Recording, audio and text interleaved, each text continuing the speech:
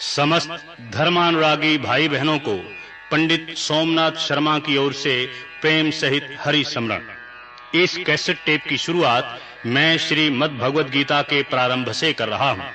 मैंने परम प्रभु सच्चिदानंद भगवान की अपार कृपा से संपूर्ण श्री मद् भगवद गीता के सभी 18 अध्याय की स्टीरियो रिकॉर्डिंग की है। प्रत्येक अध्याय के शुरू में उस अध्याय का विषय, कौन से श्लोक से कौन से श्लोक तक क्या कुछ कुंती पुत्र अर्जुन ने पूछा और प्रत्युत्तर में भगवान श्री कृष्ण ने क्या कहा, इस पर टिप्पणी कही गई है तथा हर एक श्लोक का अत्यंत सरल भाषा में टीका कहा गया है।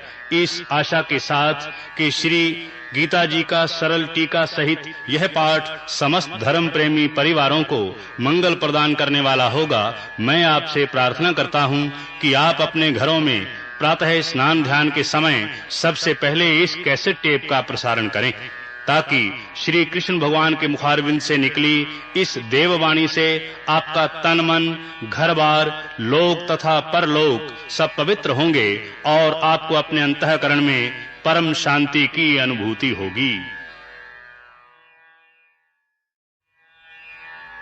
ओम श्री परमात्मे नमः। नारायणं नमस्कृत्य नरं चैव नरोत्तमं देवीं सरस्वतीं व्यासं ततो जयमुदीरयेत्। अथ श्रीमद् भगवद गीता प्रथमो अध्याय। प्रधान विषय।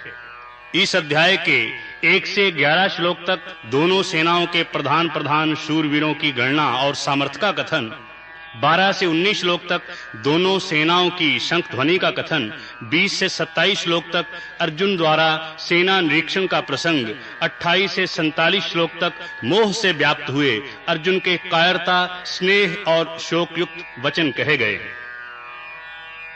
धृतराष्ट्रोवाच धर्म क्षेत्रे कुरुक्षेत्रे संवेतायुस्त्वा मामका पांडवश्चैव किम कुर्वत संजय। धृतराष्ट्र बोला, हे संजय, धर्म भूमि कुरुक्षेत्र में इकट्ठे हुए युद्ध की इच्छा वाले मेरे और पांडु के पुत्रों ने क्या किया। संजय उवाच दृष्ट्वा तु पांडवानीकं व्यूढ़ं दुर्योधनस्तदा आचार्यम् उपसंगम्य राजा वचनम् अब्रवीत् पश्यैतां पांडुपुत्राणाम् आचार्य महतीं च मूं व्यूढ़ां द्रुपदपुत्रेण तब शिष्येण धीमता। इस पर संजय बोला, उस समय राजा दुर्योधन ने व्यूह रचना युक्त पांडवों की सेना को देखकर और द्रोणाचार्य के पास जाकर यह वचन कहा, हे आचार्य, आपके बुद्धिमान शिष्य द्रुपद पुत्र धृष्टद्युम्न द्वारा व्यूहाकार खड़ी की हुई पांडु पुत्रों की इस बड़ी भारी सेना को देखिए। अत्र शूरा महेशवासा भीमार्जुन समायुधि युयुधानो विराटश्च द्रुपदश्च महारथा धृष्टकेतुश्चेकितानः काशीराजश्च वीर्यवान् पुरुजित कुंती भोजश्च शैव्यश्च नरपुंगवः। इस सेना में बड़े-बड़े धनुषों वाले युद्ध में भीम और अर्जुन के समान बहुत से शूरवीर हैं, जैसे सात्यकी और विराट तथा महारथी राजा द्रुपद और धृष्टकेतु चेकितान तथा बलवान काशीराज, पुरुजित कुंती भोज और मनुष्यों में श्रेष्ठ शैव्य, युधामन्युश्च विक्रांत उत्तमौजाश्च वीर्यवान सौभद्रौ द्रौपदेयाश्च सर्व एव महारथः अस्माकं तु विशिष्टा ये तान् निबोध द्विजोत्तम नायका मम सैन्यस्य संज्ञार्थं तान् ब्रवीमिते। और प्राकर्मी युधामन्यु तथा बलवान उत्तमौजा, सुभद्रा पुत्र अभिमन्यु और द्रौपदी के 5 पुत्र, यह सभी महारथी हैं। हे ब्राह्मण श्रेष्ठ, हमारे पक्ष में भी जो प्रधान हैं उनको आप समझ लीजिए। आपके जानने के लिए मेरी सेना के जो सेनापति हैं उनको कहता हूं। भवान भीष्मश्च कर्णश्च कृपश्च समितञ्जयः अश्वत्थामा विकर्णश्च सौमदत्तिस्तथैव च अन्ये च बहवः शूरा मदर्थे त्यक्त जीवितः नाना शस्त्र प्रहरणः सर्वे युद्ध विशारदः। एक तो स्वयं आप और पितामह भीष्म तथा कर्ण और संग्राम विजयी कृपाचार्य तथा वैसे ही अश्वत्थामा विकर्ण और सोमदत्त का पुत्र भूरिश्रवा। तथा और भी बहुत से शूरवीर अनेक प्रकार के शस्त्र अस्त्रों से युक्त मेरे लिए जीवन की आशा को त्यागने वाले सब के सब युद्ध में चतुर हैं। अपर्याप्तम तदस्माकं बलम भीष्माभिरक्षितम पर्याप्तम तुद्मेतेषां बलम भीमाभिरक्षितम ऐनेषु च सर्वेषु यथा भागम अवस्थितः भीष्मेवाभिरक्षन्तु भवन्तः सर्व एव हि। और भीष्म पितामह द्वारा रक्षित हमारी यह सेना सब प्रकार से अजेय है और भीम द्वारा रक्षित इन लोगों की यह सेना जीतने में सुगम है। इसलिए सब मोर्चों पर अपनी अपनी जगह स्थित रहते हुए आप लोग सब के सब ही निस्संदेह भीष्म पितामह की ही सब ओर से रक्षा करें। तस्य संजन्यन्य हर्षम कुरु वृद्धः पितामह सिंहनादं विनद्योच्चैः शंखं दधमौ प्रतापवान् ततः शंखाश्च भैर्यश्च पणवानक गोमुखः सहसैवाभ्यहन्यन्त सा शब्दस्तुमुलो भवत्। इस प्रकार द्रोणाचार्य से कहते हुए दुर्योधन के वचनों को सुनकर कौरवों में वृद्ध बड़े प्रतापी पितामह भीष्म ने उन दुर्योधन के हृदय में हर्ष उत्पन्न करते हुए उच्च स्वर से सिंहनाद के समान गरजकर शंख बजाया। उसके उपरांत शंख और नगारे तथा ढोल मृदंग और नृसिंह आदि बाजे एक साथ ही बजे। उनका वह शब्द बड़ा भयंकर हुआ। ततः श्वेतैर्ह्यैर्युक्ते महती स्यन्दने स्थितौ माधव पाणवश्चैव दिव्यौ शंखौ प्रदधमतु पांचजन्यं ऋषिकेशो देवदत्तं धनंजयः पौंड्रम दधमौ महाशंखं भीमकर्मा ब्रिकोदरः। इसके अनंतर सफेद घोड़ों से युक्त उत्तम रथ में बैठे हुए श्री कृष्ण महाराज और अर्जुन ने भी अलौकिक शंख बजाए। उनमें श्री कृष्ण महाराज ने पांचजन्य नामक शंख, अर्जुन ने देवदत्त नामक शंख बजाया। भयानक कर्म वाले भीमसेन ने पौंड्र नामक महान शंख बजाया। अनंत विजयम राजा कुंती पुत्रो युधिष्ठिरः नकुलः सहदेवश्च सुघोषमणि पुष्पिकौ काश्यश्च परमेशवासः शिखंडी च महारथः धृष्टद्युम्नो विराटश्च सात्विकीश्च पराजितः। कुंती पुत्र राजा युधिष्ठिर ने अनंत विजय नामक शंख और नकुल तथा सहदेव ने सुघोष और मणि पुष्पक नाम वाले शंख बजाए।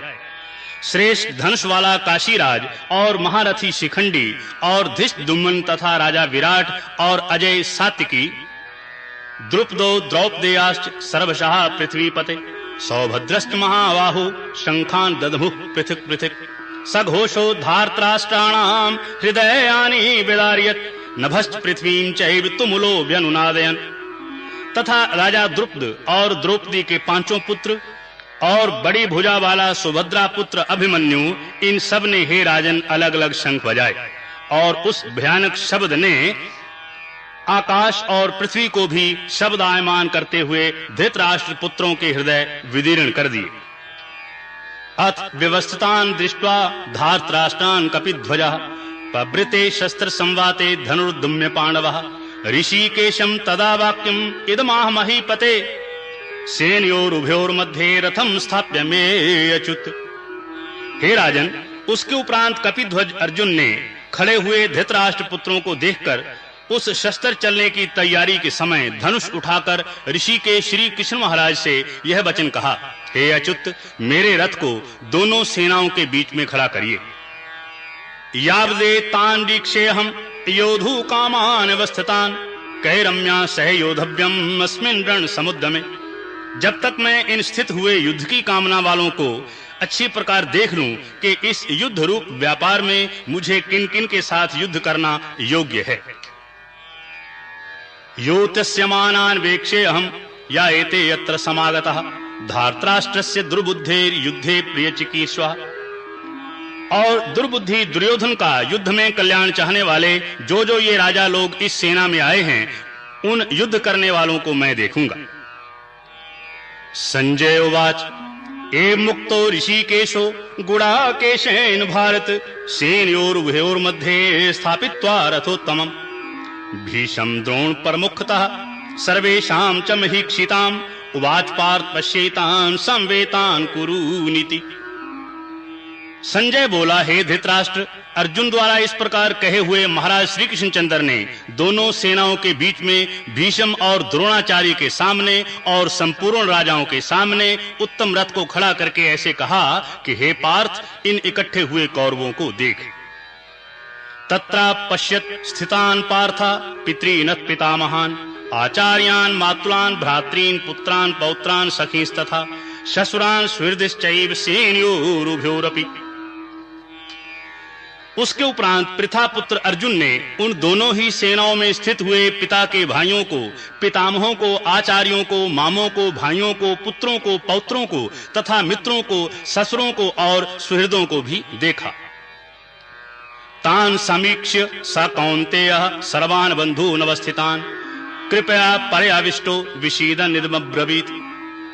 इस प्रकार उन खड़े हुए संपूर्ण बंधुओं को देखकर वह अत्यंत करुणा से युक्त हुआ कुंती पुत्र अर्जुन शोक करता हुआ यह बोला। अर्जुनोवाच दृष्ट्वेमं स्वजनं कृष्ण युयुत्सवं समुपस्थितं सीदन्ति मम गात्राणि मुखं च परिशुष्यति वेपतुश्च शरीरे मे रोमहर्षश्च जायते। हे कृष्ण, इस युद्ध की इच्छा वाले खड़े हुए स्वजन समुदाय को देखकर मेरे अंग शिथिल हुए जाते हैं और मुख भी सूखा जाता है और मेरे शरीर में कंप तथा रोमांच होता है। गांडीवं संरस्ते हस्तात् त्वक्चैव परिदह्यते न च शक्नोम्यवस्थातुं भ्रमतीव च मे मनः निमित्तानि च पश्यामि विपरीतानि केशव न च श्रेयोनुपश्यामि हत्वा स्वजनमाहवे। तथा हाथ से गांडीव धनुष गिरता है और त्वचा भी बहुत जलती है तथा मेरा मन विस्मित सा हो रहा है, इसलिए मैं खड़ा रहने को भी सामर्थ्य नहीं हूं। और हे केशव, लक्षणों को भी विपरीत ही देखता हूं तथा युद्ध में अपने कुल को मारकर कल्याण भी नहीं देखता हूं। न कांक्षे विजयम कृष्ण न च राज्यम सुखानि च किम नो राज्येन गोविंद किम भोगैर्जीवितेन वा येषामर्थे कांक्षितं नो राज्यं भोगा सुखानि च ता इमे अवस्थितः युद्धे प्राणांस्त्यक्त्वा धनानि च। और हे कृष्ण, मैं विजय को नहीं चाहता और राज्य तथा सुखों को भी नहीं चाहता। हे गोविंद, हमें राज्य से क्या प्रयोजन है अथवा भोगों से और जीवन से भी क्या प्रयोजन है, क्योंकि हमें जिनके लिए राज्य भोग और सुख आदि इच्छित हैं वे ही यह सब धन और जीवन की आशा को त्याग कर युद्ध में खड़े हैं। आचार्य पितरः पुत्रास्तथैव च पितामहः मातुलः शशुरा पौत्रा श्यालः संबंधिनस्तथा एतान् हन्तुमिच्छामि घनतोऽपि मधुसूदन अपि त्रैलोक राज्यस्य हेतोः किं नु मही कृते। जो के गुरुजन, ताऊ, चाचे, लड़के और वैसे ही दादा, मामा, ससुर, पोते, साले तथा और भी संबंधी लोग हैं, इसलिए हे मधुसूदन, मुझे मारने पर भी अथवा 3 लोक के राज्य के लिए भी मैं इन सब को मारना नहीं चाहता, फिर पृथ्वी के लिए तो कहना ही क्या है।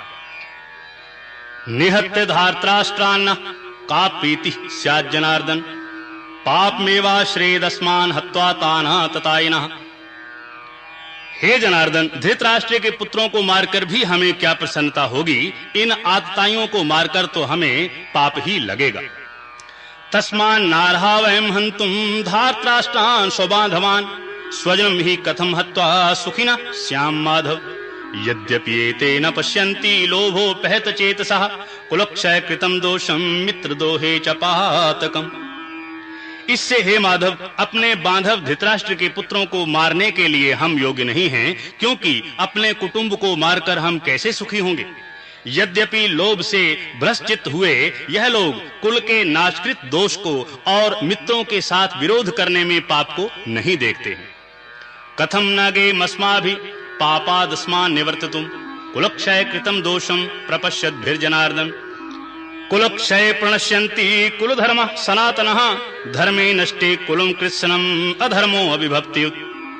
परंतु हे जनार्दन, कुल के नाश करने से होते हुए दोष को जानने वाले हम लोगों को इस पाप से हटने के लिए क्यों नहीं विचार करना चाहिए, क्योंकि कुल के नाश होने से सनातन कुल धर्म नष्ट हो जाते हैं, धर्म के नाश होने से संपूर्ण कुल को पाप भी बहुत दबा लेता है। अधर्माभिभवात् कृष्ण प्रदुष्यन्ति कुलस्त्रियः स्त्रीषु दुष्टासु वाश्रणे जायते वर्णशङ्करः शङ्करो नरकायैव कुलघ्नानां कुलस्य च पतन्ति पितरो येषां लुप्तपिण्डोदक्रियः। तथा हे कृष्ण, पाप के अधिक बढ़ जाने से कुल की स्त्रियां दूषित हो जाती हैं, और हे वार्ष्णेय, स्त्रियों के दूषित होने पर वर्ण संकर उत्पन्न होता है, और वह वर्ण संकर कुल घातियों को और कुल को नरक में ले जाने के लिए ही होता है। लोप हुई पिंड और जल की क्रिया वाले इनके पितर लोक भी गिर जाते हैं। दोषैरेतैः कुलघ्नानां वर्ण संकर कारकैः उत्साद्यन्ते जाति धर्मः कुल धर्माश्च शाश्वता। और इन वर्ण संकर कारक दोषों से कुल घातियों के सनातन कुल धर्म और जाति धर्म नष्ट हो जाते हैं। उत्सन्न कुल धर्माणां मनुष्याणां जनार्दन नरके अनियतम वासो भक्ति इत्यनुशुश्रुम। तथा हे जनार्दन, नष्ट हुए कुल धर्म वाले मनुष्यों का अनंत काल तक नरक में वास होता है, ऐसा हमने सुना है। अहोवत महत् पापम कर्तुम व्यवसिता वयम यद्राज्य सुख लोभेन हन्तुम स्वजनमुद्यतः यदि मां प्रतीकारम शस्त्रम शस्त्रपाण्यः धार्तराष्ट्रारणे हन्युस्तन्मे क्षेमतरम भवेत्। अहो, शोक है कि हम लोग बुद्धिमान होकर भी महान पाप करने को तैयार हुए हैं, जो कि राज्य और सुख के लोभ से अपने कुल को मारने के लिए उद्यत हुए हैं। यदि मुझ शस्त्र रहित ना सामना करने वाले को शस्त्रधारी धृतराष्ट्र के पुत्र रण में मारे भी, तो वह मारना भी मेरे लिए अति कल्याणकारक होगा। संजय उवाच ए मुक्त्वार्जुनः संखे रथोपस्थ उपाविष्ट विसृज्य सशरम चापम शोक संविघ्न मानसा। संजय बोला कि रणभूमि में शोक से उद्विग्न मन वाला अर्जुन इस प्रकार कहकर बाण सहित धनुष को त्याग कर रथ के पिछले भाग में बैठ गया। ओम तस्सदिति श्रीमद्भगवद गीता उपनिषदु ब्रह्म विद्यायां योग शास्त्रे श्री कृष्णार्जुन संवादे अर्जुन विषाद योगो नाम प्रथमो अध्याय। हरि ओम तत्सत, हरि ओम तत्सत, हरि ओम तत्सत।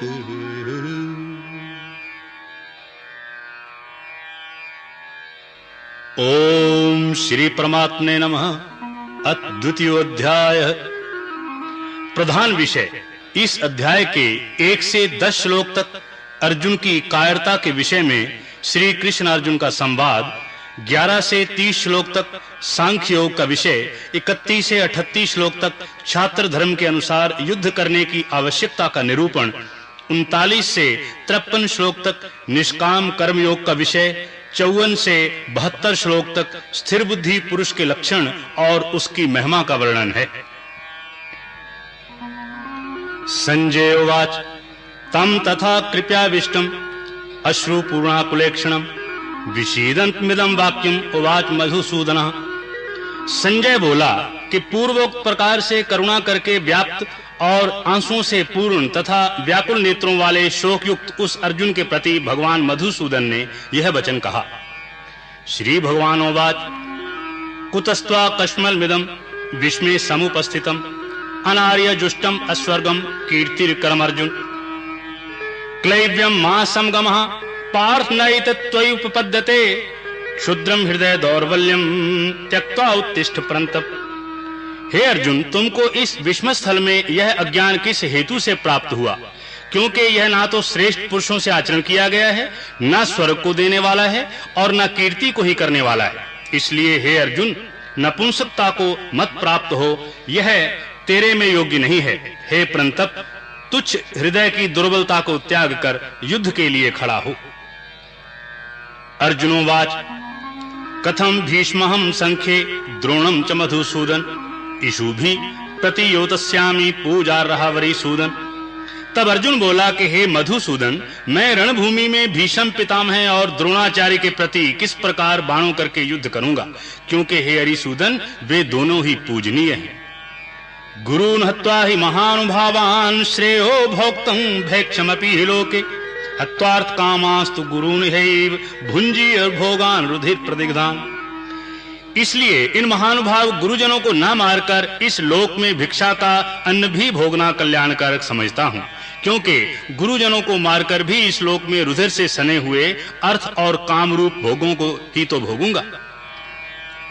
ना चैतद विद्मः कत्रन नो गरियो यद्वा जयम यदि वानो जयेहु याने बहत्वा न जीजीविषाम ते अवस्थिता प्रमुखे धार्तराष्ट्रः। और हम लोग ये भी नहीं जानते कि हमारे लिए क्या करना श्रेष्ठ है, अथवा ये भी नहीं जानते कि हम जीतेंगे या हमको वे जीतेंगे। और जिनको मारकर हम जीना भी नहीं चाहते, वे ही धृतराष्ट्र के पुत्र हमारे सामने खड़े हैं। कार्पण्य दोषो पहत स्वभावः पृच्छामि त्वां धर्म सम्मूढ़ चेतः यच्छ्रेयास्या निश्चितं ब्रूहि तन्मे शिष्यस्ते अहं शाधिमां त्वां प्रपन्नम्।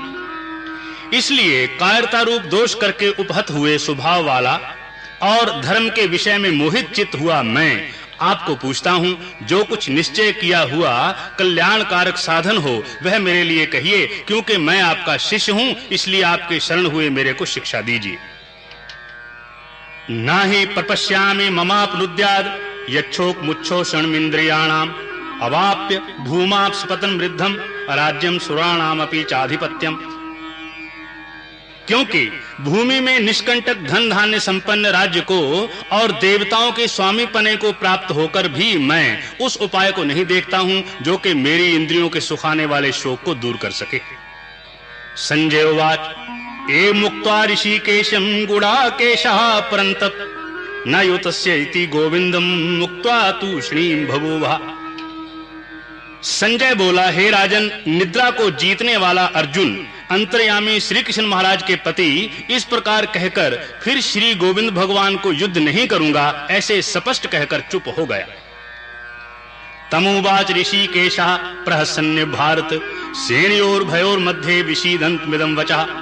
उसके उपरांत हे भरतवंशी धृतराष्ट्र, अंतर्यामी श्री कृष्ण महाराज ने दोनों सेनाओं के बीच में उस शोकयुक्त अर्जुन को हंसते हुए से यह वचन कहा। श्री भगवान उवाच अशोच्या नन्नुशोचस्त्वं प्रज्ञावादांश्च भाषसे गतासूंश्च नानु शोचन्ति पंडिता। हे अर्जुन, तू न शोक करने योग्यों के लिए शोक करता है और पंडितों के से वचनों को कहता है, परंतु पंडित जन जिनके प्राण चले गए हैं उनके लिए और जिनके प्राण नहीं गए हैं उनके लिए भी शोक नहीं करते। न त्वेवाहं जातुनासं न त्वं नेमे जनाधिपः न चैव न भविष्यामः सर्वे वयमतः परम्। देहिनो अस्मिन् यथा देहे कौमारं यौवनं जरा तथा देहांतर प्राप्तिर धीरस्तत्र न मोहयति। न तो ऐसा ही है कि मैं किसी काल में नहीं था, अथवा तू नहीं था, अथवा यह राजा लोग नहीं थे, और न ऐसा ही है कि इससे आगे हम सब नहीं रहेंगे, किंतु जैसे जीवात्मा की इस देह में कुमार, युवा और वृद्ध अवस्था होती है, वैसे ही अन्य शरीर की प्राप्ति होती है। उस विषय में धीर पुरुष नहीं मोहित होता है। मात्रा स्पर्शास्तु कौन्तेय शीतोष्ण सुख दुःखदा आगमा पायनो नित्यास तांस्तितिक्षिस्व भारत। हे कुंती पुत्र, सर्दी गर्मी और सुख दुख को देने वाले इंद्रिय और विषयों के संयोग तो क्षण भंगुर और अनित्य हैं, इसलिए हे भरतवंशी अर्जुन उनको तू सहन कर। यम ही न व्यथ्यन्ति एते पुरुषम पुरुष ऋषभ सम दुख सुखम धीरम सो अमृतत्वाय कल्पते। न सतो विद्यते भावो न भावो विद्यते सतः उभयोरपि दृष्टो अंतस त्वन्योस तत्वदर्शिभिः। क्योंकि हे पुरुष श्रेष्ठ, दुख सुख को समान समझने वाले जिस धीर पुरुष को यह इंद्रियों के विषय व्याकुल नहीं कर सकते, वह मोक्ष के लिए योग्य होता है। और हे अर्जुन, असत वस्तु का तो अस्तित्व नहीं है और सत का अभाव नहीं है। इस प्रकार इन दोनों का ही तत्व ज्ञानी पुरुषों द्वारा देखा गया है। अविनाशी तु तद्विद्धि येन सर्वमिदं ततम् विनाशम अवस्यास्यस्य न कश्चित् कर्तुमर्हति। अंतवन्ति मे देहा नित्यस्योक्तः शरीरिणः अनाशिनो अप्रमेयस्य तस्माद्युद्धस्व भारत। इस न्याय के अनुसार नाश रहित तो उसको जान के जिससे यह संपूर्ण जगत व्याप्त है, क्योंकि इस अविनाशी का विनाश करने को कोई भी समर्थ नहीं है। और इस नाश रहित अप्रमेय नित्य स्वरूप जीवात्मा के यह सब शरीर नाशवान कहे गए हैं। इसलिए हे भरतवंशी अर्जुन, तू युद्ध कर। या एनं वेत्ति हंतारम यश्चैनं मन्यते हतम उभौ तौ न विजानीतो नायं हन्ति न हन्यते। और जो इस आत्मा को मारने वाला समझता है तथा जो इसको मरा मानता है, वे दोनों ही नहीं जानते हैं, क्योंकि यह आत्मा न मारता है और न मारा जाता है। न जायते म्रियते वा कदाचिन नायं भूत्वा भविता वा न भूयः अजो नित्यः शाश्वतोऽयं पुराणो न हन्यते हन्यमाने शरीरे।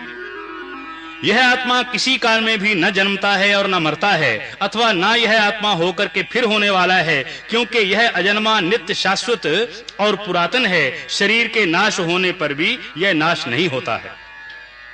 वेदा विनाशिनम नित्यम या एन मज्मव्ययम कथम स पुरुषः पार्थ कम घातयति हंतिकम। हे पृथा पुत्र अर्जुन, जो पुरुष इस आत्मा को नाश रहित नित्य अजन्मा और अव्यय जानता है, वह पुरुष कैसे किसको मरवाता है और कैसे किसको मारता है।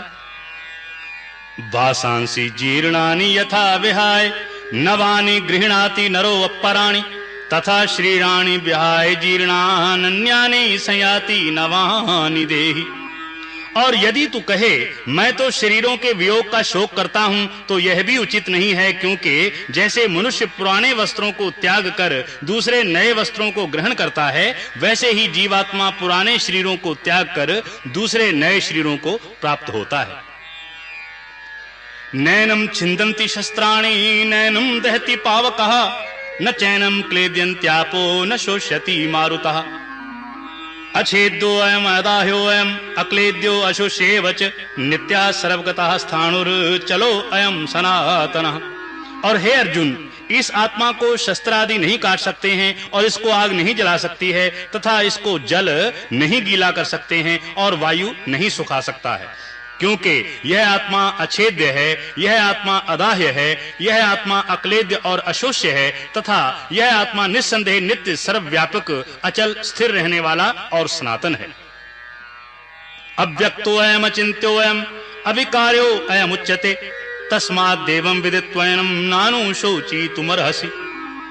और यह आत्मा अव्यक्त अर्थात इंद्रियों का विषय, और यह आत्मा अचिंत्य अर्थात मन का विषय, और यह आत्मा विकार रहित अर्थात न बदलने वाला कहा जाता है। इससे हे अर्जुन, इस आत्मा को ऐसा जानकर तू शोक करने के योग्य नहीं है, अर्थात तुझे शोक करना उचित नहीं है। अच्छैनम नित्य जातम नित्यम वा मन्यसे मृतम तथापि त्वं महाबाहो नैवं शोचितुमर्हसि। जातस्य हि ध्रुवो मृत्युर् ध्रुवं जनमृतस्य च तस्मात् परिहार्यर्थे न त्वं शोचितुमर्हसि। और यदि तू इसको सदा जन्मने और सदा मरने वाला माने, तो भी हे अर्जुन इस प्रकार शोक करने को योग्य नहीं है, क्योंकि ऐसा होने से तो जन्मने वाले की निश्चित मृत्यु और मरने वाले का निश्चित जन्म होना सिद्ध हुआ। इससे भी तू इस बिना उपाय वाले विषय में शोक करने को योग्य नहीं है। अव्यक्तादीनि भूतानि व्यक्त मध्यानि भारत अव्यक्त निधनान्येव तत्र का परिदेवना। और यह भीष्म आदिकों के शरीर मायामय होने से अनित्य हैं, इससे शरीरों के लिए भी शोक करना उचित नहीं, क्योंकि हे अर्जुन संपूर्ण प्राणी जन्म से पहले बिना शरीर वाले और मरने के बाद भी बिना शरीर वाले ही हैं, केवल बीच में शरीर वाले प्रतीत होते हैं। फिर इस विषय में क्या चिंता है। आश्चर्यवत् पश्यति कश्चिदेनम् आश्चर्यवत् वदति तथैव चान्यः आश्चर्यवच्चैनमान्यः शृणोति श्रुत्वाप्येनं वेद न चैव कश्चित्। और हे अर्जुन, यह आत्म तत्व बड़ा गहन है, इसलिए कोई महापुरुष ही इस आत्मा को आश्चर्य की ज्यों देखता है और वैसे ही दूसरा कोई महापुरुष ही आश्चर्य की ज्यों इसके तत्व को कहता है, और दूसरा कोई ही इस आत्मा को आश्चर्य की ज्यों सुनता है, और कोई कोई सुनकर भी इस आत्मा को नहीं जानता। देहि नित्यम अवध्यो अयम देहे सर्वस्य भारत तस्मात् सर्वाणि भूतानि न त्वं शोचितुमर्हसि स्वधर्मपि चावेक्ष्य न विकम्पितुमर्हसि धर्म्याद्धि युद्धाच्छ्रेयो अन्यत् क्षत्रियस्य न विद्यते। हे अर्जुन, यह आत्मा सबके शरीर में सदा ही अवध्य है, इसलिए संपूर्ण भूत प्राणियों के लिए तू शोक करने के योग्य नहीं है। और अपने धर्म को देखकर भी तू भय करने को योग्य नहीं है, क्योंकि धर्मयुक्त युद्ध से बढ़कर दूसरा कोई कल्याणकारक कर्तव्य क्षत्रिय के लिए नहीं है। यदृच्छया चोपपन्नम स्वर्ग द्वारम अपावृतम सुखिनः क्षत्रियः पार्थ लभन्ते युद्धमीदृशम् अथ चेत् तुमिमं द्रम्यं संग्रामं न कृष्यसि ततः स्वधर्मं कीर्तिं च हित्वा पापम अवाप्स्यसि। और हे पार्थ, अपने आप प्राप्त हुए और खुले हुए स्वर्ग के द्वार रूप इस प्रकार के युद्ध को भाग्यवान क्षत्रिय लोग ही पाते हैं, और यदि तू इस धर्मयुक्त संग्राम को नहीं करेगा तो स्वधर्म को और कीर्ति को खोकर पाप को प्राप्त होगा। अकीर्तिम चापि भूतानि कथ्यस्यन्ति ते अव्याम संभावितस्य चा कीर्तिर्मरणादतिरिच्यते। और सब लोग तेरी बहुत काल तक रहने वाली अपकीर्ति को भी कथन करेंगे, और वह अपकीर्ति माननीय पुरुष के लिए मरण से भी अधिक बुरी होती है। भयाद्रणात् उपरतम मन्स्यन्ते त्वां महारथा येषां च त्वं बहुमतो भूत्वा यास्यसि लाघवम्। और जिनके लिए तू बहुत माननीय होकर भी अब तुच्छता को प्राप्त होगा, वे महारथी लोग तुझे भय के कारण युद्ध से उपराम हुआ मानेंगे।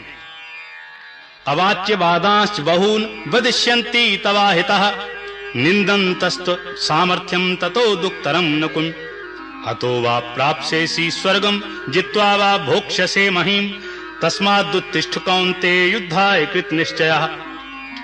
और तेरे वैरी लोग तेरे सामर्थ्य की निंदा करते हुए बहुत से ना कहने योग्य वचनों को कहेंगे, फिर उससे अधिक दुख क्या होगा। इससे युद्ध करना तेरे लिए सब प्रकार से अच्छा है, क्योंकि या तो मरकर स्वर्ग को प्राप्त होगा अथवा जीतकर पृथ्वी को भोगेगा। इससे हे अर्जुन, युद्ध के लिए निश्चय वाला होकर खड़ा हो। सुख दुखे समे कृत्वा लाभा लाभौ जया जयौ ततो युद्धाय युज्यस्व नैवं पापं वाप्स्यसि। यदि तुझे स्वर्ग तथा राज्य की इच्छा न हो तो भी जय पराजय को लाभ हानि और दुख सुख समान समझकर उसके उपरांत युद्ध के लिए तैयार हो। इस प्रकार युद्ध करने से तू पाप को नहीं प्राप्त होगा। एषा ते अभिहिता सांख्ये बुद्धि योगे तुमा शृणु बुद्धया युक्तो यया पार्थ कर्म बंधम प्रहास्यसि नेहाभिक्रम नाशोस्ति प्रत्यवायो न विद्यते स्वल्पमप्यस्य धर्मस्य त्रायते महतो भयात्। हे पार्थ, यह बुद्धि तेरे लिए ज्ञान योग के विषय में कही गई है, और इसको अब निष्काम कर्म योग के विषय में सुन कि जिस बुद्धि से युक्त हुआ तू कर्म के बंधन को अच्छी तरह से नाश करेगा, और इस निष्काम कर्म योग में आरंभ का अर्थात बीज का नाश नहीं है और उल्टा फल रूप दोष भी नहीं होता है। इसलिए इस निष्काम कर्म योग रूप धर्म का थोड़ा भी साधन जन्म मृत्यु रूप महान भय से उद्धार कर देता है। व्यवसायात्मिका बुद्धि एके कुरु नंदन बहुशाखा हन्यंताश्च बुद्ध्यो अव्यवसायनाम। और हे अर्जुन, इस कल्याण मार्ग में निश्चयात्मक बुद्धि एक ही है, और अज्ञानी सकामी पुरुषों की बुद्धियां बहुत भेदों वाली अनंत होती हैं। यामिमां पुष्पतां वाचं प्रवदन्त्य विपश्चितः वेदवादर्थः पार्थ नान्यदस्ति इति वादिनः कामात्मानः स्वर्गपरा जन्म कर्म फलप्रदां क्रिया विशेष बहुलां भोगैश्वर्य गतिं प्रति। और हे अर्जुन, जो सकामी पुरुष केवल फल श्रुति में प्रीति रखने वाले, स्वर्ग को ही परम श्रेष्ठ मानने वाले, इससे बढ़कर और कुछ नहीं है ऐसा कहने वाले हैं, वे अविवेकी जन जन्म रूप कर्म फल को देने वाली और भोग तथा ऐश्वर्य की प्राप्ति के लिए बहुत सी क्रियाओं के विस्तार वाली इस प्रकार की जिस दिखाऊ शोभा युक्त वाणी को कहते हैं। भोग ऐश्वर्य प्रसक्तानां तया प्रहृत चेतसां व्यवसायात्मिका बुद्धि समाधौ न विधीयते त्रैगुण विषया वेदा निस्त्रैगुण्यो भवा अर्जुन निर्द्वंदो नित्य सत्वस्थो निर्योग क्षेमात्मवान। उस वाणी द्वारा हरे हुए चित्त वाले तथा भोग और ऐश्वर्य में आसक्ति वाले उन पुरुषों के अंतःकरण में निश्चयात्मक बुद्धि नहीं होती है। और हे अर्जुन, सब वेद तीनों गुणों के कार्य रूप संसार को विषय करने वाले अर्थात प्रकाश करने वाले हैं। इसलिए तू असंसारी अर्थात निष्कामी और सुख दुख आदि द्वंद्वों से रहित नित्य वस्तु में स्थित तथा योग क्षेम को न चाहने वाला और आत्मप्रायण हो। यहाँ अप्राप्त की प्राप्ति का नाम योग है और प्राप्त वस्तु की रक्षा का नाम क्षेम कहा गया है। यावानर्थ उदपाने सर्वतः संप्लुतोदिके तावान सर्वेषु वेदेषु ब्राह्मणस्य विजानतः कर्मण्येवाधिकारस्ते मा फलेषु कदाचन मा कर्म फल हेतुर्भुर्मा ते संगो असत्व कर्मणि। क्योंकि मनुष्य का सब ओर से परिपूर्ण जलाशय के प्राप्त होने पर छोटे जलाशय में जितना प्रयोजन रहता है, अच्छी प्रकार ब्रह्म को जानने वाले ब्राह्मण का भी सब वेदों में उतना ही प्रयोजन रहता है।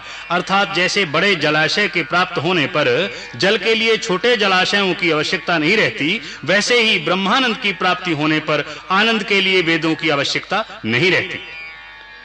इससे तेरा कर्म करने मात्र में ही अधिकार होवे, फल में कभी नहीं, और तू कर्मों के फल की वासना वाला भी मत हो तथा तेरी कर्म ना करने में भी प्रीति न होवे। योगस्थः कुरु कर्माणि संगम त्यक्त्वा धनंजय सिद्ध्या सिद्धयो समो भूत्वा समत्वं योग उच्यते।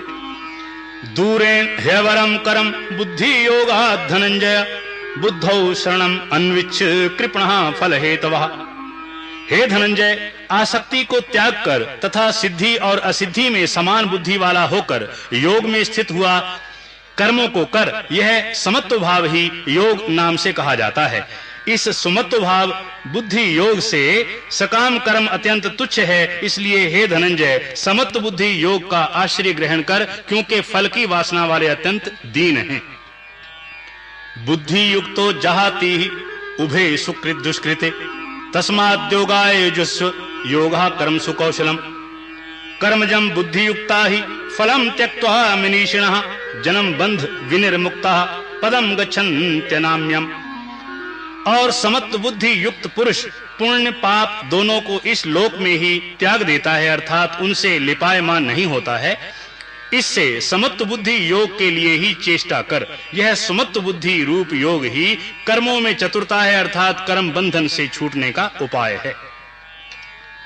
क्योंकि बुद्धि योग युक्त ज्ञानी जन कर्मों से उत्पन्न होने वाले फल को त्याग कर जन्म रूप बंधन से छूटे हुए निर्दोष अर्थात अमृतमय परम पद को प्राप्त होते हैं।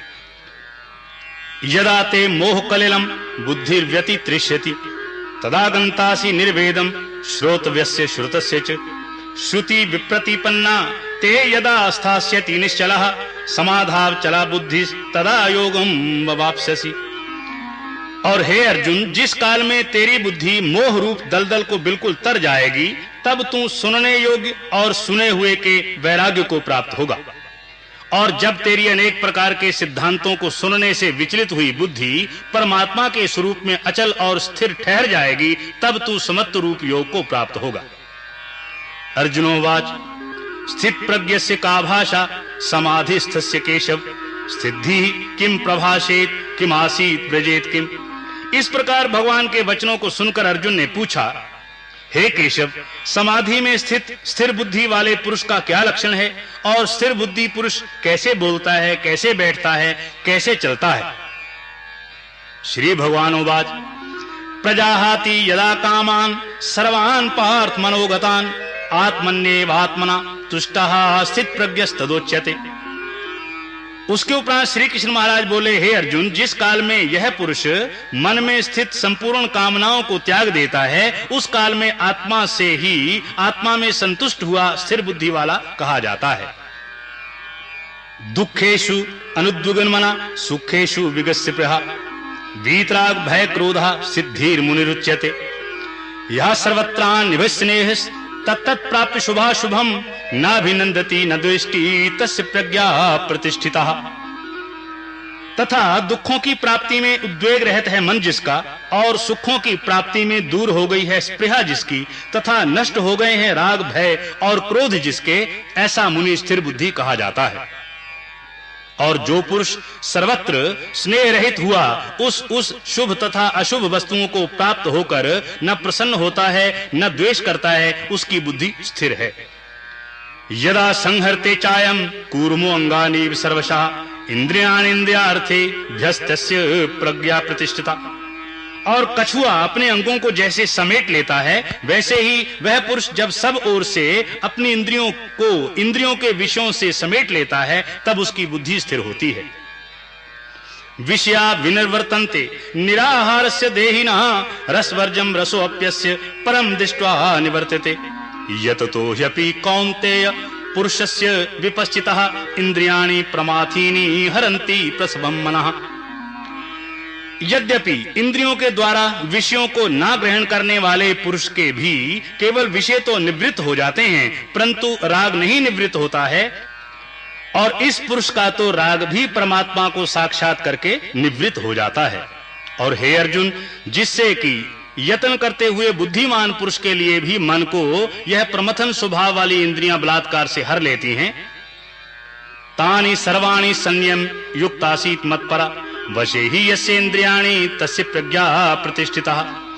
इसलिए मनुष्य को चाहिए कि उन संपूर्ण इंद्रियों को वश में करके समाहित चित्त हुआ मेरे प्राण स्थित होवे, क्योंकि जिस पुरुष के इंद्रियां वश में होती हैं उसकी ही बुद्धि स्थिर होती है। ध्यायतो विषयान पुंसः संगस्तेषु उपजायते संगात् संजायते कामः कामात् क्रोधो अभिजायते क्रोधात् भवति सम्मोहः सम्मोहात् स्मृति विभ्रमा स्मृति भ्रंशात् बुद्धिनाशो बुद्धिनाशात् प्रणश्यति। और हे अर्जुन, मन सहित इंद्रियों को वश में करके मेरे प्राण ना होने से मन के द्वारा विषयों का चिंतन होता है, और विषयों के चिंतन करने वाले पुरुष की उन विषयों में आसक्ति हो जाती है, और आसक्ति से उन विषयों की कामना उत्पन्न होती है, और कामना में विघ्न पड़ने से क्रोध उत्पन्न होता है, और क्रोध से अविवेक अर्थात मूढ़ भाव उत्पन्न होता है, और अविवेक से स्मरण शक्ति भ्रमित हो जाती है, और स्मृति के भ्रमित हो जाने से बुद्धि अर्थात ज्ञान शक्ति का नाश हो जाता है, और बुद्धि के नाश होने से यह पुरुष अपने श्रेय साधन से गिर जाता है। राग द्वेष वियुक्तैस्तु विषयानिन्द्रियैश्चरन् आत्मवश्यैर्विधेयात्मा प्रसादमधिगच्छति प्रसादे सर्व दुःखानां हानिरस्योपजायते प्रसन्न चेतसो हयाशु बुद्धि पर्यवतिष्ठते। परंतु स्वाधीन अंतःकरण वाला पुरुष राग द्वेष से रहित अपने वश में की हुई इंद्रियों द्वारा विषयों को भोगता हुआ अंतःकरण की प्रसन्नता अर्थात स्वच्छता को प्राप्त होता है, और उस निर्मलता के होने पर इसके संपूर्ण दुखों का अभाव हो जाता है, और उस प्रसन्न चित्त वाले पुरुष की बुद्धि शीघ्र ही अच्छी प्रकार स्थिर हो जाती है। नास्ति बुद्धिर्युक्तस्य न च युक्तस्य भावना न च भावयतः शान्तिरशान्तस्य कुतः सुखम् इंद्रियाणां हि चरतां यन्मनो अनुविधीयते तदस्य हरति प्रज्ञां वायुर्नावम् इवाम्भसि। और हे अर्जुन, साधन रहित पुरुष के अंतःकरण में श्रेष्ठ बुद्धि नहीं होती है, और उस आयुक्त के अंतःकरण में आस्तिक भाव भी नहीं होता है, और बिना आस्तिक भाव वाले पुरुष को शांति भी नहीं होती है। फिर शांति रहित पुरुष को सुख कैसे हो सकता है? क्योंकि जल में वायु नाव को जैसे हर लेता है, वैसे ही विषयों में विचरती हुई इंद्रियों के बीच में जिस इंद्रिय के साथ मन रहता है, वह एक ही इंद्रिय इस अयुक्त पुरुष की बुद्धि को हरण कर लेती है। तस्माद्यस्य महाबाहो निगृहीतानि सर्वशः इंद्रियाणि इंद्रियार्थेभ्यस्तस्य प्रज्ञा प्रतिष्ठिता या निशा सर्वभूतानां तस्यां जागृति संयमी यस्यां जागृति भूतानि सा निशा पश्यतो मुनिः। इससे हे महाबाहो, जिस पुरुष की इंद्रियां सब प्रकार इंद्रियों के विषयों से वश में की हुई होती हैं, उसकी बुद्धि स्थिर होती है। और हे अर्जुन, संपूर्ण भूत प्राणियों के लिए जो रात्रि है, उस नित्य शुद्ध बोध स्वरूप परमानंद में भगवत को प्राप्त हुआ योगी पुरुष जागता है, और जिस नाशवान क्षण भंगुर संसारिक सुख में सब भूत प्राणी जागते हैं, तत्व को जानने वाले मुनि के लिए वह रात्रि है। आपूर्यमाणम अचल प्रतिष्ठम समुद्रमापा प्रविशन्ति यद्वत् तद्वत् कामायं प्रविशन्ति सर्वे स शान्तिमाप्नोति न कामकामी। और जैसे सब ओर से परिपूर्ण अचल प्रतिष्ठा वाले समुद्र के प्रति नाना नदियों के जल उसको चलायमान न करते हुए ही समा जाते हैं, वैसे ही जिस स्थिर बुद्धि पुरुष के प्रति संपूर्ण भोग किसी प्रकार का विकार उत्पन्न किए बिना ही समा जाते हैं, वह पुरुष परम शांति को प्राप्त होता है, न कि भोगों को चाहने वाला। विहाय कामान्यः सर्वान् पुमांश्चरति निस्पृहः निर्ममो निरहंकारः स शान्तिमधिगच्छति एषा ब्राह्मी स्थितः पार्थ नैनां प्राप्य ब्रह्मोयति स्थित्वा स्यामंत काले अपि ब्रह्म निर्वाण मृच्छति। क्योंकि जो पुरुष संपूर्ण कामनाओं को त्याग कर ममता रहित और अहंकार रहित स्पृहा रहित हुआ वर्तता है वह शांति को प्राप्त होता है। हे अर्जुन, यह ब्रह्म को प्राप्त हुए पुरुष की स्थिति है। इसको प्राप्त होकर मोहित नहीं होता है और अंतकाल में भी इस निष्ठा में स्थित होकर ब्रह्मानंद को प्राप्त हो जाता है।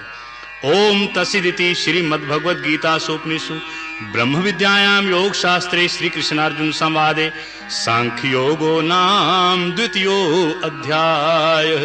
हरि ओम तत्सत, हरि ओम तत्सत, हरि ओम तत्सत।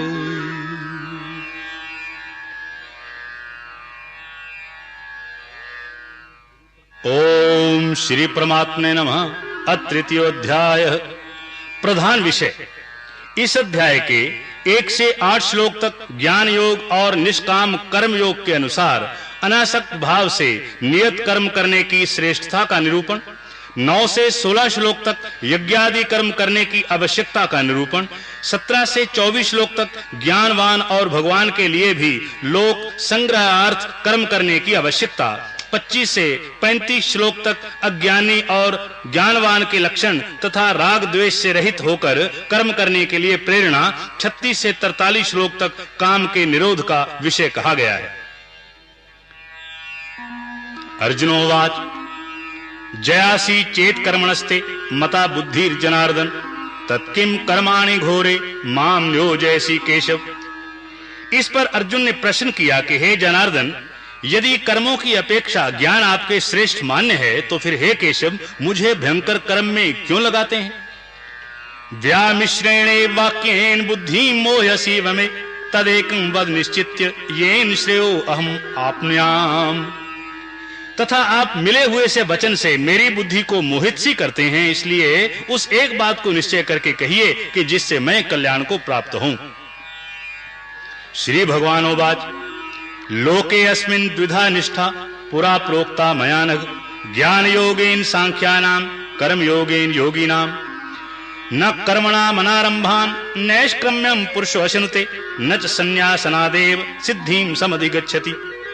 इस प्रकार अर्जुन के पूछने पर भगवान श्री कृष्ण महाराज बोले, हे निष्पाप अर्जुन, इस लोक में 2 प्रकार की निष्ठा मेरे द्वारा पहले कही गई है, ज्ञानियों की ज्ञान योग से और योगियों की निष्काम कर्म योग से। परंतु किसी भी मार्ग के अनुसार कर्मों को स्वरूप से त्यागने की आवश्यकता नहीं है, क्योंकि मनुष्य ना तो कर्म के ना करने से निष्कर्मता को प्राप्त होता है और ना कर्मों के त्यागने मात्र से भगवत साक्षात्कार रूप सिद्धि को ही प्राप्त होता है।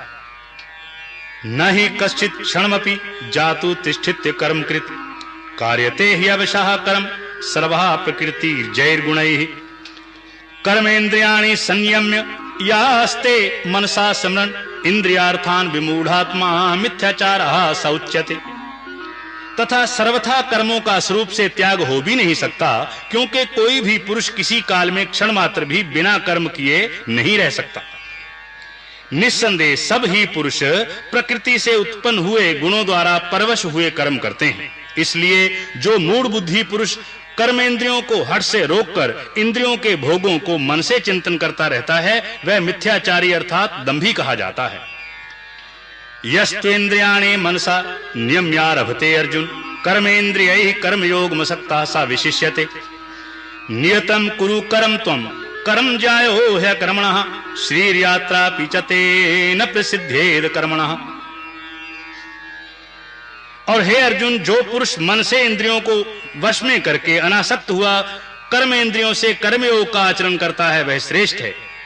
इसलिए तू शास्त्र विधि से नियत किए हुए स्वधर्म रूप कर्म को कर, क्योंकि कर्म ना करने की अपेक्षा कर्म करना श्रेष्ठ है तथा कर्म ना करने से तेरा शरीर निर्वाह भी नहीं सिद्ध होगा। यज्ञार्थात कर्मणे अन्यत्र लोको अयम कर्म बंधना तदर्थम कर्म कौन्तेय मुक्त संघा समाचर। सह यज्ञः प्रजा सृष्ट्वा पुरोवाच प्रजापतिः अनेन विश्वध्वमेश वो अस्पृष्ट कामधुक। और हे अर्जुन, बंधन के भय से भी कर्मों का त्याग करना योग्य नहीं है, क्योंकि यज्ञ अर्थात विष्णु के निमित्त किए हुए कर्म के सिवाय अन्य कर्म को लगा हुआ ही यह मनुष्य कर्मों द्वारा बंधता है।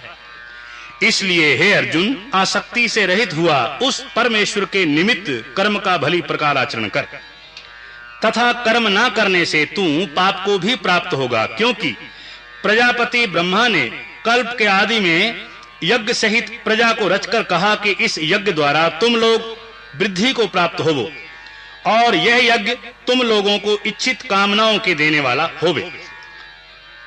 देवान भाव्यतानेन ते देवा भावयन्तु वः परस्परं भावयन्तः श्रेया परम वाप्स्यथ।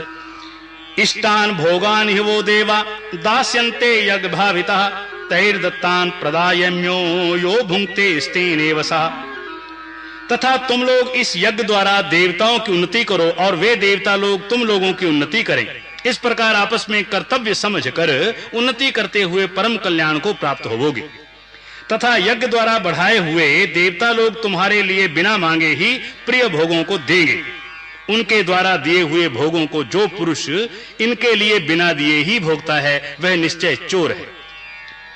यज्ञ शिष्टा शिना संतो मुच्यन्ते सर्वकिल विषयैः भुंजते ते त्वघं पापा ये पचन्त्यात्म कारणात्। कारण कि यज्ञ से शेष बचे हुए अन्न को खाने वाले श्रेष्ठ पुरुष सब पापों से छूटते हैं, और जो पापी लोग अपने शरीर पोषण के लिए ही पकाते हैं वे तो पाप को ही खाते हैं। अन्नाद् भवन्ति भूतानि प्रजन्यादन्न संभवः यज्ञाद् भवति प्रजन्यो यज्ञः कर्म समुद्भवः। कर्म ब्रह्मोद्भवं विद्धि ब्रह्माक्षर समुद्भवं तस्मात् सर्वगतं ब्रह्म नित्यं यज्ञे प्रतिष्ठितम्। क्योंकि संपूर्ण प्राणी अन्न से उत्पन्न होते हैं, और अन्न की उत्पत्ति वृष्टि से होती है, और वृष्टि यज्ञ से होती है, और वह यज्ञ कर्मों से उत्पन्न होने वाला है। तथा उस कर्म को तू वेद से उत्पन्न हुआ जान, और वेद अविनाशी परमात्मा से उत्पन्न हुआ है। इससे सर्वव्यापी परम अक्षर परमात्मा सदा ही यज्ञ में प्रतिष्ठित है। एवं प्रवर्तितं चक्रम नानुवर्तयति हि यः अघायुरिन्द्रियारामो मोघं पार्थ स जीवति। यस्त्वात्म रतिरेव स्यादात्म तृप्तश्च मानवः आत्मन्येव च संतुष्टः तस्य कार्यं न विद्यते। हे पार्थ, जो पुरुष इस लोक में इस प्रकार चलाए हुए सृष्टि चक्र के अनुसार नहीं वर्तता है, अर्थात शास्त्र अनुसार कर्मों को नहीं करता है, वह इंद्रियों के सुख को भोगने वाला पाप आयु पुरुष व्यर्थ ही जीता है। परंतु जो मनुष्य आत्मा ही में प्रीति वाला और आत्मा ही में तृप्त तथा आत्मा ही में संतुष्ट होवे, उसके लिए कोई कर्तव्य नहीं है। नैव तस्य कृतेनार्थो न कृते नेह कश्चन न चास्य सर्वभूतेषु कश्चिदर्थ व्यपाश्रयः तस्मादसक्तः सततं कार्यं कर्म समाचर असक्तो ह्यचरन् कर्म परमाप्नोति पुरुषः। क्योंकि इस संसार में उस पुरुष का किए जाने से भी कोई प्रयोजन नहीं है, और ना किए जाने से भी कोई प्रयोजन नहीं है, तथा इसका संपूर्ण भूतों में कुछ भी स्वार्थ का संबंध नहीं है, तो भी उसके द्वारा केवल लोक हितार्थ कर्म किए जाते हैं। इससे तू अनासक्त हुआ निरंतर कर्तव्य कर्म का अच्छी प्रकार आचरण कर, क्योंकि अनासक्त पुरुष कर्म करता हुआ परमात्मा को प्राप्त होता है। कर्मण्ये भी संसिद्धि आस्थितः जनकाद्यः लोक संग्रहम एवापि संपश्यन् कर्तुमर्हसि।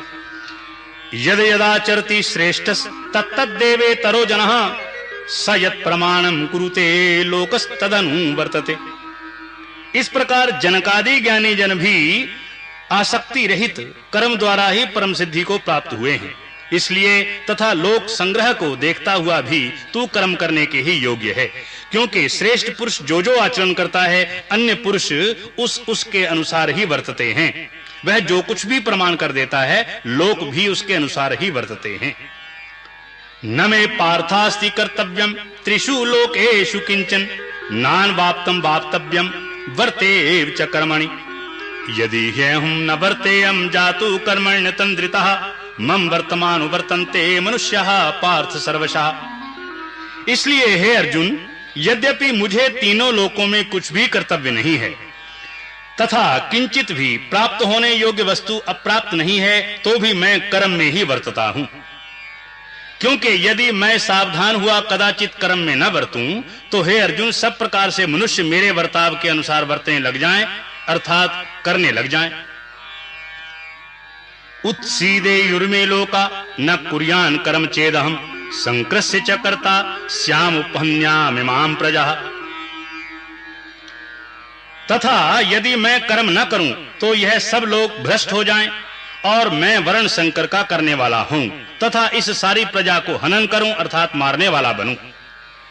सक्तः कर्मण्य विद्वांसो यथा कुर्वन्ति भारत कुर्याद विद्वांस तथा सक्त चिकीर्षुर लोक संग्रहम न बुद्धि भेदम जनयेद अज्ञानम कर्म संगीनाम जोष्येत सर्व कर्माणि विद्वान युक्ता समाचरन्।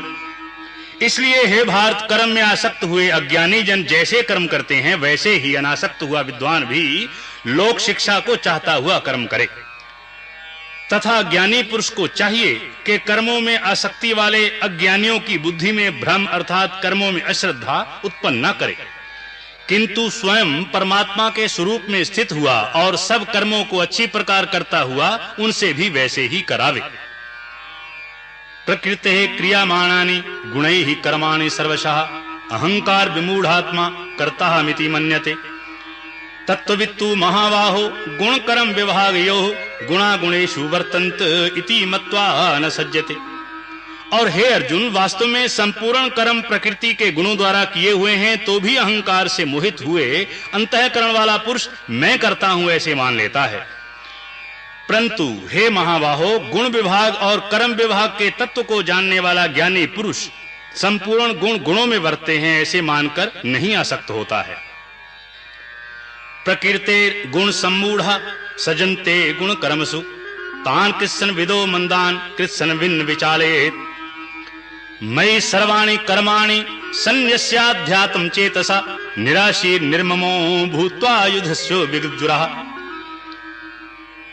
और प्रकृति के गुणों से मोहित हुए पुरुष गुण और कर्मों में आसक्त होते हैं। उन अच्छी प्रकार न समझने वाले मूर्खों को अच्छी प्रकार जानने वाला ज्ञानी पुरुष चलायमान न करे।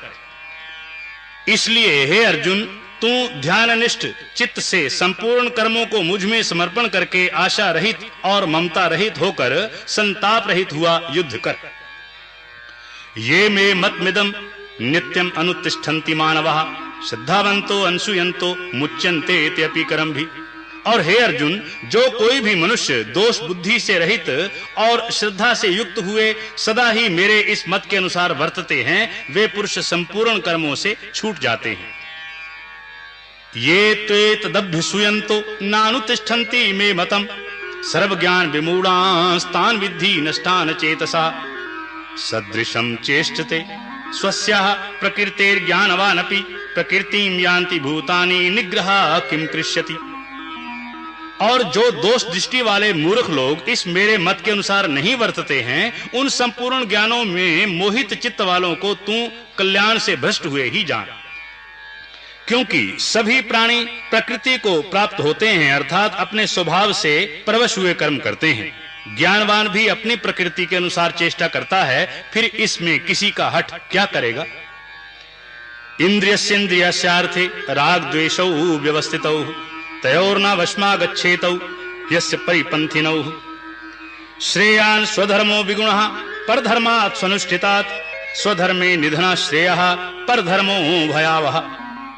इसलिए मनुष्य को चाहिए कि इंद्रिय के अर्थ में अर्थात सभी इंद्रियों के भोगों में स्थित जो राग और द्वेष है उन दोनों के वश में नहीं होवे, क्योंकि इसके वे दोनों ही कल्याण मार्ग में विघ्न करने वाले महान शत्रु हैं। इसलिए उन दोनों को जीतकर सावधान हुआ स्वधर्म का आचरण करे, क्योंकि अच्छी प्रकार आचरण किए हुए दूसरे के धर्म से गुण रहित भी अपना धर्म अति उत्तम है। अपने धर्म में मरना भी कल्याणकारक है और दूसरे का धर्म भय को देने वाला है। अर्जुनोवाच अथ केन प्रयुक्तोऽयं पापं चरति पुरुषः अनिच्छन्नपि वा श्रणेय बलादि नियोजितः। इस पर अर्जुन ने पूछा कि हे कृष्ण फिर यह पुरुष बलात्कार से लगाए हुए के सदृश ना चाहता हुआ भी किससे प्रेरा हुआ पाप का आचरण करता है। श्री भगवानुवाच कामेश क्रोधेश रजोगुण समुद्भवा महाशनो महापाप्मा विद्येन हि वैरिणम् धूमेना व्रियते बहनिर यथा दर्शो मलेन च यथोल्बेना वृतो गर्भस् तथा तेने दमावृतम्। इस प्रकार अर्जुन के पूछने पर श्री कृष्ण भगवान बोले, हे अर्जुन, रजोगुण से उत्पन्न हुआ यह काम ही क्रोध है और यह ही महाअशन अर्थात अग्नि के सदृश भोगों से ना तृप्त होने वाला और बड़ा पापी है। इस विषय में इसको हेतु वैरी जान। जैसे धुएं से अग्नि और मल से दर्पण ढक जाता है तथा जैसे जेर से गर्भ ढका हुआ है, वैसे ही उस काम के द्वारा यह ज्ञान ढका हुआ है। आवृतम ज्ञानमेतेन ज्ञानिनो नित्यवैरिणा कामरूपेण कौन्तेय दुष्पूरेणानलेन च इंद्रियाणि मनोबुद्धिरस्याधिष्ठानमुच्यते एतैर्विमोह्यत्येष ज्ञानमावृत्य देहिनम्। और हे अर्जुन, इस अग्नि सदृश न पूर्ण होने वाले काम रूप ज्ञानियों के नित्य वैरी से ज्ञान ढका हुआ है तथा इंद्रियां, मन और बुद्धि इसके वासस्थान कहे जाते हैं और यह काम इन मन, बुद्धि और इंद्रियों के द्वारा ही ज्ञान को आच्छादित करके इस जीवात्मा को मोहित करता है। तस्मात् त्वम् इंद्रियाणि आदौ नियम्य भर्तृषभ पाप्मानं प्रजिह्येनं ज्ञान विज्ञान नाशनम् इंद्रियाणि प्राणाहुर इंद्रियेभ्यः परम मनः मनसस्तु परा बुद्धिर यो बुद्धे परतस्तु सः। इसलिए हे अर्जुन, तू पहले इंद्रियों को वश में करके ज्ञान और विज्ञान के नाश करने वाले इस काम पापी को निश्चय पूर्वक मार। और यदि तू समझे कि इंद्रियों को रोककर कामरूप वैरी को मारने की मेरी शक्ति नहीं है तो तेरी यह भूल है, क्योंकि इस शरीर से तो इंद्रियों को परे अर्थात श्रेष्ठ, बलवान और सूक्ष्म कहते हैं और इंद्रियों से परे मन है और मन से परे बुद्धि है और जो बुद्धि से भी अत्यंत परे है वही आत्मा है। एवं बुद्धे परम बुद्ध्वा संस्तभ्यात्मानमात्मना जहि शत्रुं महाबाहो काम रूपम दुरासदम। इस प्रकार बुद्धि से परे अर्थात सूक्ष्म तथा सब प्रकार बलवान और श्रेष्ठ अपने आत्मा को जानकर और बुद्धि के द्वारा मन को वश में करके हे महाबाहो अपनी शक्ति को समझकर इस दुर्जय काम रूप शत्रु को मार। ओम तस्सदिति श्रीमद्भगवद गीतासूपनिषु ब्रह्म विद्यायां योग शास्त्रे श्री कृष्णार्जुन संवादे कर्म योगो नाम तृतीयो अध्याय। हरि ओम तत्सत, हरि ओम तत्सत, हरि ओम तत्सत।